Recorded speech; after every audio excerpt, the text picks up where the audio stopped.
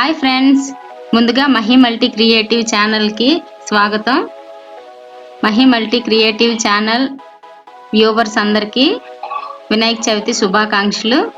వినాయక చవితి జరుపుకున్న తర్వాత మనకి పట్టణాల్లో ఉండే వాళ్ళకి, టౌన్స్లో ఉంటారు కదా, వాళ్ళకి చెరువులు అవి ఉండవు కదా, చెరువులు నదులు అన్నీ దూరంగా ఉంటాయి కాబట్టి వాళ్ళ కోసం నా యొక్క ఈ వీడియో. ఇలా మనం ఇంట్లోనే వినాయకుడిని నిమజ్జనం చేసుకోవచ్చని నా అభిప్రాయం. ఇలా మేమైతే బయటికి ఎక్కడికి వెళ్ళలేదు. నెక్స్ట్ ఈ లాక్డౌన్ వల్ల బయటికి వెళ్ళకపోవడమే సేఫ్. అందుకని మాకు ఇక్కడ చెరువులు లేవు, అలాగే ఏ నదులు కూడా లేవు. కాబట్టి మేము ఇలా బకెట్లో నిమజ్జనం చేసుకుంటున్నాం. మా గణేష్కి పూజ చేసుకొని మట్టితో తయారు చేసుకున్న పూజ చేసుకొని చక్కగా మా ఇంటిల్లపాదం కలిసి బకెట్లో వాటర్ నింపుకొని అందులో నిమజ్జనం చేసుకుంటున్నామండి.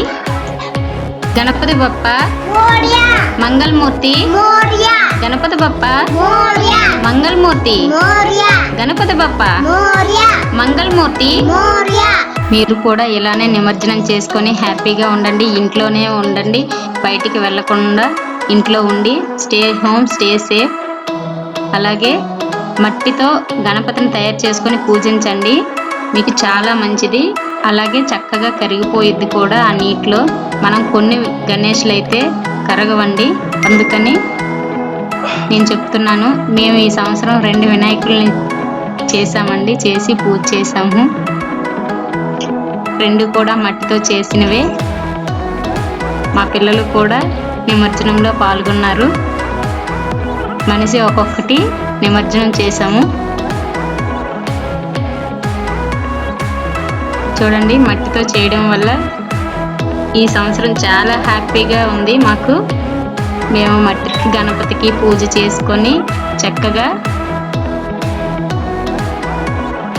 నిమజ్జనం కూడా చేసుకున్నాం. చక్కగా వినాయకుడు చక్కగా కరిగిపోయింది. కరిగిన మట్టిలో మనం మొక్కలు ఏమైనా నాటుకోవచ్చు, లేకపోతే మొక్కలు నాటడానికి మీకు వీలుగా లేకపోతే ఏదైనా ఒక చెట్టు పొదను చూసి ఆ చెట్టు పొద కింద ఈ వాటర్ని వంపేసుకోండి. ఓకేనండి, నా యొక్క ఈ చిన్న సందేశాన్ని మీకు తెలియజేస్తున్నాను.